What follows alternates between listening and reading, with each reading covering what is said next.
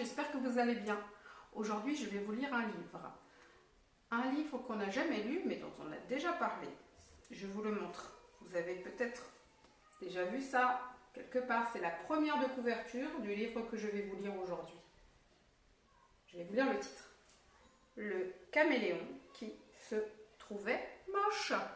Ah, on en a déjà parlé en classe, vous vous souvenez. Et le caméléon, il est là. On en a vu en photo.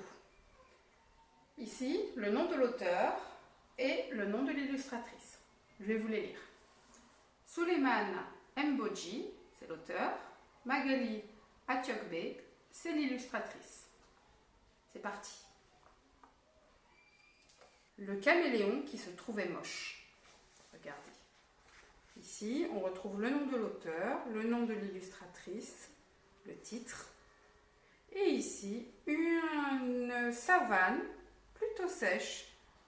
Il faut penser qu'on est à la saison sèche, il fait plutôt chaud dans notre histoire.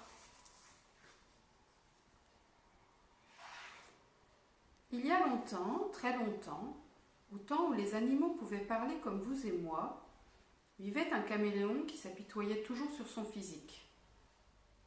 Il n'aimait ni ses gros yeux, ni son corps qui changeait tout le temps de couleur, ni ses pattes courtes, et encore moins les petites cornes sur sa tête immobile. Bref, il se trouvait moche. Chaque fois qu'il se mirait dans l'eau claire du lac, son désespoir grandissait. Pour lui, la beauté était l'une des choses les plus mal partagées au monde. Regardez. Pourtant, moi je le trouve bien beau, notre caméléon. La petite fourmi aussi d'ailleurs. Il aurait bien voulu avoir l'élégance de la girafe, le pelage tacheté de fleurs de la panthère, la longue crinière du lion et les beaux yeux de la gazelle. Malheureusement, c'était un caméléon. Regardez. Il aurait bien aimé avoir le long cou de la girafe, le pelage tacheté de fleurs de la panthère, la longue crinière du lion et les yeux de la gazelle.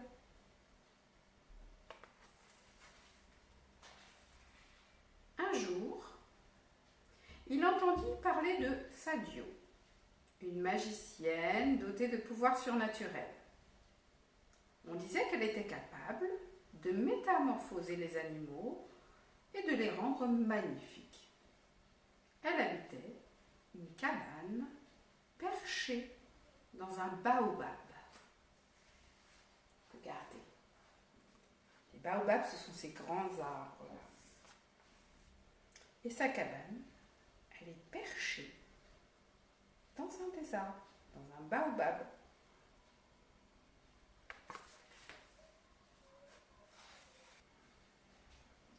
Un matin, le caméléon quitta discrètement sa demeure dans l'intention de trouver une aide précieuse auprès de cette femme extraordinaire.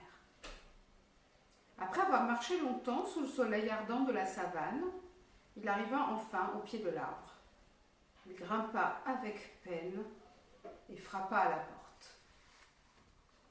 Regardez, il est arrivé. Il est en train de grimper.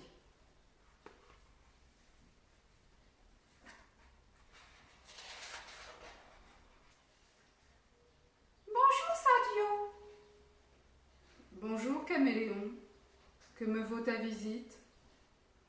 Je viens te voir car je ne me trouve pas beau et cela me rend malheureux.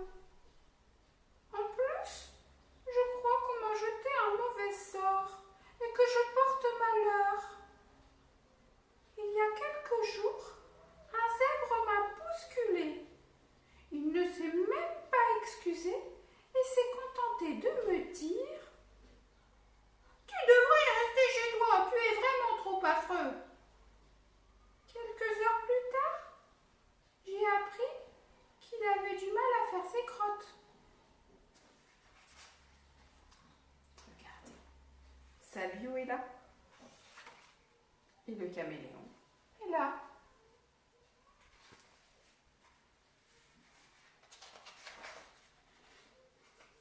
Il ajouta: Récemment, Golo le singe, qui s'était moqué de moi, s'est retrouvé avec les fesses toutes rouges. Maintenant, tout le monde me fuit. On ne m'adresse plus la parole. Sadio, s'il te plaît, j'aimerais changer d'apparence. Regardez le singe. Eh oui, ses fesses sont toutes rouges. Mais certains singes ont les fesses rouges. Ce n'est pas grave, c'est normal. Pauvre caméléon. La vie n'est pas facile pour lui. On se retrouve au prochain épisode. À bientôt les enfants.